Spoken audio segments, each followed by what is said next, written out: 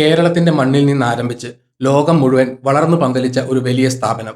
ഒരു സാധാരണ സ്വർണ്ണപ്പണയ കടയിൽ നിന്ന് ഇന്ത്യയിലെ മുൻനിര നോൺ ബാങ്കിംഗ് ഫിനാൻഷ്യൽ കമ്പനിയായി മാറിയ മണപ്പുറം ഫിനാൻസിന്റെ കഥയാണ് ഞാൻ നിങ്ങളോട് പങ്കുവയ്ക്കാൻ പോകുന്നത്. ഇത് വെറും ഒരു കമ്പനിയുടെ കഥയല്ല, കഠിനാധ്വാനത്തിന്റെയും ദീർഘവീക്ഷണത്തിന്റെയും നിശ്ചയദാർഢ്യത്തിന്റെയും യഥാർത്ഥ മാതൃകയാണ്. കൂടാതെ ഈ സ്ഥാപനത്തിന്റെ ഉടമസ്ഥതയിൽ ഉണ്ടാകാൻ സാധ്യതയുള്ള മാറ്റങ്ങൾ കൂടി നമ്മൾ പരിശോധിക്കുന്നു. നമസ്കാരം, ഞാൻ രഞ്ജിത് കൃഷ്ണൻ. പുതിയ വീഡിയോയിലേക്ക് എല്ലാവർക്കും സ്വാഗതം. മണപ്പുറം ഫിനാൻസിന്റെ ചരിത്രം തുടങ്ങുന്നത് 1949-ലാണ്. തൃശൂർ ജില്ലയിലെ വളപ്പാട് എന്ന മനോഹരമായ ഗ്രാമത്തിൽ ശ്രീ വി.സി. പത്മനാഭൻ എന്ന ദീർഘവീക്ഷണമുള്ള ഒരു വ്യക്തിയാണ് ഈ സ്ഥാപനത്തിന് തുടക്കമിട്ടത്. അക്കാലത്ത് ബാങ്കുകളൊന്നും അത്ര പ്രചാരത്തിലില്ലാതിരുന്ന ഒരു കാലഘട്ടമായിരുന്നു. സാധാരണക്കാർക്ക്, പ്രത്യേകിച്ചും കർഷകർക്കും മത്സ്യത്തൊഴിലാളികൾക്കും ചെറിയ കച്ചവടക്കാർക്കും അത്യാവശ്യ ഘട്ടങ്ങളിൽ പണത്തിന് ആശ്രയിക്കാവുന്ന ഒരു സ്ഥലം എന്നത് വളരെ പ്രധാനമായിരുന്നു. അങ്ങനെയാണ് മണപ്പുറം ഒരു ചെറിയ പണമിടപാട് സ്ഥാപനമായി പ്രവർത്തനം ആരംഭിക്കുന്നത്. കുറഞ്ഞ പലിശ നിരക്കിൽ ആഭരണങ്ങൾ ഈടായി സ്വീകരിച്ച് വായ്പ നൽകുന്ന ഒരു രീതിയായിരുന്നു അന്ന്. സമൂഹത്തിലെ സാമ്പത്തികമായി പിന്നോക്കം നിൽക്കുന്നവരെ സഹായിക്കുക എന്നൊരു ലക്ഷ്യം ശ്രീ വി.സി. പത്മനാഭന് ഉണ്ടായിരുന്നു എന്ന് അവകാശവാദങ്ങളുണ്ട്. വിശ്വാസ്യതയും സത്യസന്ധതയുമായിരുന്നു അദ്ദേഹത്തിന്റെ മൂലധനമായി ജനങ്ങൾ കണ്ടത്. അതിന്റെ ഫലമായാണ് ജനങ്ങളുടെ മനസ്സിൽ മണപ്പുറം ഒരു വിശ്വസ്ത സ്ഥാപനമായി വേരുറപ്പിച്ചത്. ആളുകൾക്ക് ധൈര്യമായി അവരുടെ സ്വർണം ഇവിടെ ഏൽപ്പിക്കാനും അത്യാവശ്യത്തിന് പണം നേടാനും കഴിയും എന്ന് ജനങ്ങൾ അംഗീകരിച്ചു. കൂടാതെ ശ്രീ വി.സി. പത്മനാഭന്റെ ലളിതമായ സമീപനവും ജനങ്ങളോടുള്ള പ്രതിബദ്ധതയും ഈ സ്ഥാപനത്തിന് ശക്തമായ അടിത്തറയിട്ടു. 1986-ൽ ശ്രീ വി.സി. പത്മനാഭൻ നമ്മളെ വിട്ടുപിരിഞ്ഞതിനു ശേഷം അദ്ദേഹത്തിന്റെ മകൻ ശ്രീ വി.പി. നന്ദകുമാർ മണപ്പുറം ഫിനാൻസിന്റെ ചുമതലയേറ്റെടുത്തു. ഇതോടെയാണ് മണപ്പുറത്തിന്റെ ചരിത്രത്തിലെ ഏറ്റവും വലിയൊരു മാറ്റം സംഭവിക്കുന്നത്. ഒരു ചെറിയ പണമിടപാട് സ്ഥാപനത്തെ ഒരു ദേശീയ തലത്തിലുള്ള ധനകാര്യ സ്ഥാപനമാക്കി മാറ്റാനുള്ള ദീർഘവീക്ഷണവും അതിനുള്ള ധൈര്യവും നന്ദകുമാറിനുണ്ടായിരുന്നു. അദ്ദേഹത്തിന്റെ നേതൃത്വത്തിൽ മണപ്പുറം അതിവേഗം വളർന്നു. 1992-ൽ ഇന്ത്യയിൽ സാമ്പത്തിക പരിഷ്കാരങ്ങൾ തുടങ്ങിയതിന് പിന്നാലെ Manappuram general finance and leasing limited എന്ന പേരിൽ കമ്പനി ഔദ്യോഗികമായി സംയോജിപ്പിക്കപ്പെട്ടു. ഇത് കമ്പനിയുടെ പ്രവർത്തനങ്ങൾക്ക് ഒരു കോർപ്പറേറ്റ് രൂപം നൽകി. പിന്നീട് 1995-ൽ മണപ്പുറം ബോംബെ സ്റ്റോക്ക് എക്സ്ചേഞ്ചിൽ ലിസ്റ്റ് ചെയ്യപ്പെട്ടു. ഒരു ബാങ്കിംഗ് ഇതര ധനകാര്യ സ്ഥാപനം എന്ന നിലയിൽ ഇതൊരു ചരിത്രപരമായ നിമിഷമായിരുന്നു.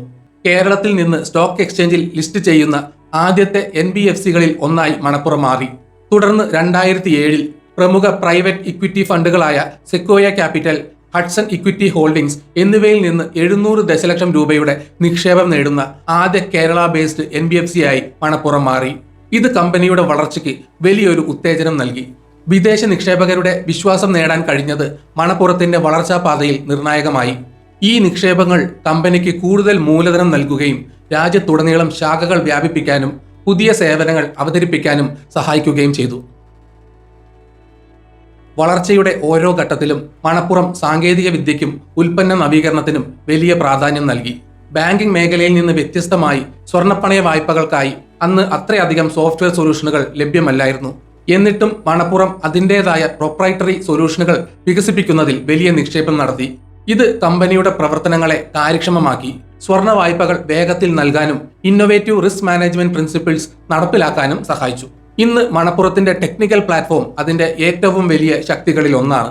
ഉൽപ്പന്നങ്ങളുടെ കാര്യത്തിലും മണപ്പുറം എപ്പോഴും മുന്നിട്ട് നിന്നു.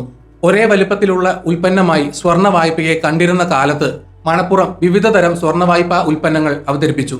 ഉദാഹരണത്തിന് ഉയർന്ന മൂല്യമുള്ള സ്വർണത്തിന് ഉയർന്ന വായ്പാ തുക വാഗ്ദാനം ചെയ്യുകയും ഉപഭോക്താക്കൾക്ക് അവരുടെ സൗകര്യമനുസരിച്ച് വായ്പ തീർക്കാനുള്ള സൗകര്യം നൽകുകയും ചെയ്തു.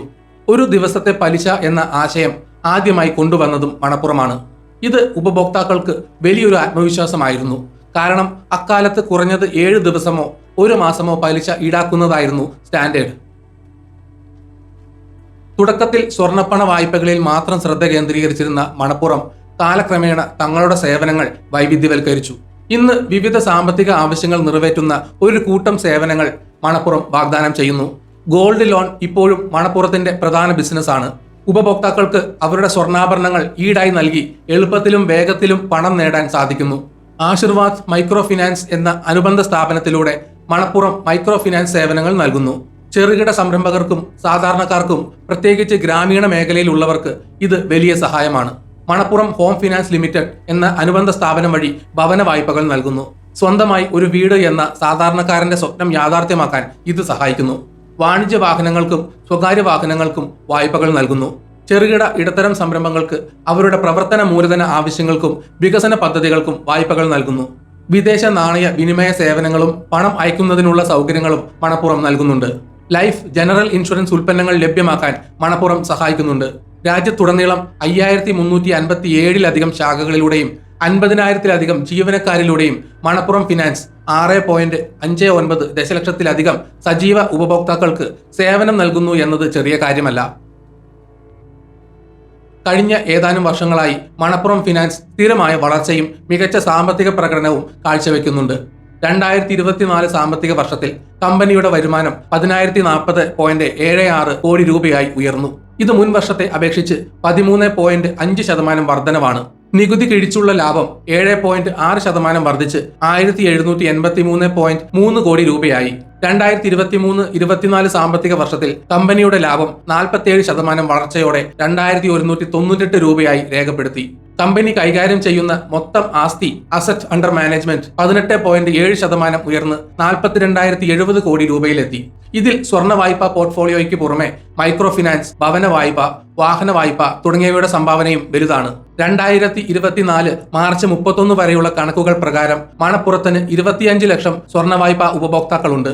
കമ്പനിയുടെ നെറ്റ് NPA 1.70%, ഗ്രോസ് NPA 1.93%. ഇത് കമ്പനിയുടെ ക്രെഡിറ്റ് ക്വാളിറ്റി മികച്ചതാണെന്ന് സൂചിപ്പിക്കുന്നു. നവീകരണത്തിലും സാങ്കേതിക വിദ്യയിലുമുള്ള നിക്ഷേപങ്ങൾ മണപ്പുറത്തിന്റെ കാര്യക്ഷമതയും ലാഭക്ഷമതയും വർദ്ധിപ്പിച്ചു. കോർ ബാങ്കിംഗ് പ്ലാറ്റ്ഫോം, ഓൺലൈൻ സേവനങ്ങൾ, ശക്തമായ റിസ്ക് മാനേജ്മെന്റ് സംവിധാനങ്ങൾ എന്നിവയെല്ലാം കമ്പനിയുടെ കരുത്താണ്.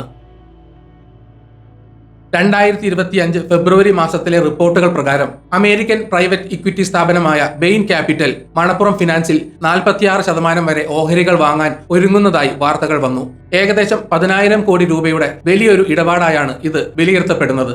ഇത് മണപ്പുറത്തിന്റെ ചരിത്രത്തിലെ ഏറ്റവും വലിയ നിക്ഷേപങ്ങളിൽ ഒന്നായിരിക്കും. തുടക്കത്തിൽ ബെയിൻ ക്യാപിറ്റൽ 4,385 കോടി രൂപയുടെ മൂലധന നിക്ഷേപം നടത്തി മണപ്പുറം ഫിനാൻസിൽ 18% ഓഹരികൾ വാങ്ങാനാണ് ധാരണയായത്. ബെയിൻ ക്യാപിറ്റലിന്റെ 2 അനുബന്ധ കമ്പനികൾ വഴിയാണ് ഈ നിക്ഷേപം നടത്തുന്നത്. ഓഹരി ഒന്നിന് 236 രൂപ നിരക്കിലാണ് ഈ ഇടപാട് നടക്കുന്നത്. ഇത് മുൻപുള്ള 6 മാസത്തെ ശരാശരി ഓഹരി വിലയേക്കാൾ 30% അധികമാണ്. ഈ ഇടപാടിൽ ബെയിൻ ക്യാപിറ്റൽ പ്രൊമോട്ടർമാരുടെ ഓഹരികളിൽ നിന്ന് ഒരു വിഹിതം കൂടി ഏറ്റെടുക്കാൻ സാധ്യതയുണ്ട്. നിലവിൽ VP നന്ദകുമാറിനും കുടുംബത്തിനുമായി മണപ്പുറം ഫിനാൻസിൽ 35.25% ഓഹരി പങ്കാളിത്തമാണുള്ളത്. ബെയിൻ ക്യാപിറ്റലുമായുള്ള ഇടപാടിന് ശേഷം പ്രൊമോട്ടർമാരുടെ ഓഹരി വിഹിതം ഏകദേശം 28.9% കുറയും. ഈ ഇടപാടിന്റെ ഭാഗമായി ബെയിൻ ക്യാപിറ്റൽ അധികമായി 26% ഓഹരികൾ ഓപ്പൺ ഓഫർ വഴി ഏറ്റെടുക്കാൻ ശ്രമിക്കുമെന്നും റിപ്പോർട്ടുകളുണ്ട്. ഓപ്പൺ ഓഫറിനുള്ള ഓഹരി വിലയും 236 രൂപയായി നിശ്ചയിച്ചിട്ടുണ്ട്. ഓപ്പൺ ഓഫറിനുള്ള പ്രതികരണം അനുസരിച്ച് ബെയിൻ ക്യാപിറ്റലിന്റെ മൊത്തം ഓഹരി പങ്കാളിത്തം 18% മുതൽ 41.7% വരെയായി ഉയരാം. എന്നാൽ ഫെബ്രുവരിയിലെ പ്രാഥമിക റിപ്പോർട്ടുകൾ 46% വരെ ഓഹരി ഏറ്റെടുക്കാനുള്ള സാധ്യതയാണ് സൂചിപ്പിച്ചത്. ഈ ഇടപാട് പൂർത്തിയായാൽ മണപ്പുറം ഫിനാൻസിന്റെ ഭരണം ബെയിൻ ക്യാപിറ്റലിനും നിലവിലെ പ്രൊമോട്ടർമാർക്കും സംയുക്തമായിരിക്കും. എന്നാൽ ഭാവിയിൽ ബെയിൻ ക്യാപിറ്റൽ ഒരു പുതിയ CEOയെ നിയമിക്കാനും VP നന്ദകുമാറും കുടുംബവും നോൺ എക്സിക്യൂട്ടീവ് റോളുകളിലേക്ക് മാറാനും സാധ്യതയുണ്ട്. മണപ്പുറം ഫിനാൻസിൽ ബെയിൻ ക്യാപിറ്റലിന്റെ നിക്ഷേപം പല കാരണങ്ങൾ കൊണ്ടും പ്രാധാന്യമർഹിക്കുന്നു. ഇന്ത്യയിലെ സ്വർണ്ണ വായ്പാ മേഖല അതിവേഗം വളരുന്ന ഒന്നാണ്. സ്വർണത്തിന്റെ വില വർദ്ധിക്കുന്നതും റൂറൽ സെമി അർബൻ മേഖലകളിലെ ആളുകൾക്ക് വായ്പ ലഭിക്കാനുള്ള എളുപ്പവഴിയായി സ്വർണ്ണപ്പണയം മാറുന്നതും ഈ മേഖലയുടെ വളർച്ചയ്ക്ക് ആക്കം കൂട്ടുന്നു. 2029 സാമ്പത്തിക വർഷത്തോടെ ഈ മേഖല ഏകദേശം $14.19 ട്രില്യൺ എത്തുമെന്ന് കണക്കാക്കപ്പെടുന്നു. ഈ വളർച്ചാ സാധ്യത ബെയിൻ ക്യാപിറ്റലിനെ ആകർഷിച്ചിട്ടുണ്ടാകാം.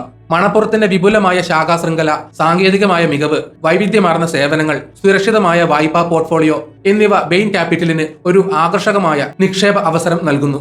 ബെയിൻ ക്യാപിറ്റലിന് ധനകാര്യ സേവന മേഖലയിൽ വലിയ അനുഭവ സമ്പത്തുണ്ട്. ഈ നിക്ഷേപം മണപ്പുറത്തിന്റെ പ്രവർത്തന മികവ് വർദ്ധിപ്പിക്കാനും പുതിയ സാങ്കേതിക മേഖലകളിലേക്ക് കടക്കാനും ആഗോള നിലവാരത്തിലുള്ള തത്വങ്ങൾ കമ്പനിയിൽ നടപ്പിലാക്കാനും സഹായിക്കും. ഈ വലിയ നിക്ഷേപം മണപ്പുറം ഫിനാൻസിന് ഭാവി വളർച്ചാ പദ്ധതികൾക്കായി കൂടുതൽ മൂലധനം ലഭ്യമാക്കും. ഇത് കമ്പനിയെ കൂടുതൽ മേഖലകളിലേക്ക് വ്യാപിപ്പിക്കാനും പുതിയ ഉൽപ്പന്നങ്ങൾ അവതരിപ്പിക്കാനും നിലവിലുള്ള സേവനങ്ങൾ മെച്ചപ്പെടുത്താനും കഴിയും. മണപ്പുറം ഫിനാൻസിന്റെ മാനേജിംഗ് ഡയറക്ടർ VP നന്ദകുമാർ ഈ പങ്കാളിത്തത്തിൽ വലിയ പ്രതീക്ഷ പ്രകടിപ്പിച്ചു. ബെയിൻ ക്യാപിറ്റലിന്റെ മികവിനോടുള്ള പ്രതിബദ്ധത മണപ്പുറത്തിന്റെ കാഴ്ചപ്പാടുകളുമായി ചേർന്നു പോകുന്ന ഒന്നാണെന്നും ഈ സഹകരണം പുതിയ അവസരങ്ങൾ തുറക്കുമെന്നും അദ്ദേഹം പ്രസ്താവിച്ചു. ഈ പങ്കാളിത്തം മണപ്പുറത്തിനെ കൂടുതൽ ഉയരങ്ങളിലേക്ക് എത്തിക്കുമെന്നും അതിലൂടെ രാജ്യത്തിന്റെ സാമ്പത്തിക വളർച്ചയ്ക്ക് വലിയ സംഭാവന നൽകാൻ കഴിയുമെന്നും നമുക്ക് പ്രതീക്ഷിക്കാം. ഈ വീഡിയോ ഇവിടെ വെച്ച് നിർത്തുന്നു. നിങ്ങൾക്ക് വീഡിയോ ഇഷ്ടപ്പെട്ടെങ്കിൽ ലൈക്ക് ചെയ്യുക. ചാനൽ സബ്സ്ക്രൈബ് ചെയ്തിട്ടില്ലെങ്കിൽ മറക്കാതെ സബ്സ്ക്രൈബ് ചെയ്യണം. നിങ്ങളുടെ വിലയേറിയ അഭിപ്രായങ്ങൾ കമന്റിൽ രേഖപ്പെടുത്തണം. നോട്ടിഫിക്കേഷൻ ബെൽ ബട്ടൺ അമർത്താൻ മറക്കരുത്. മറ്റൊരു വീഡിയോയുമായി വീണ്ടും കാണാം. ബൈ.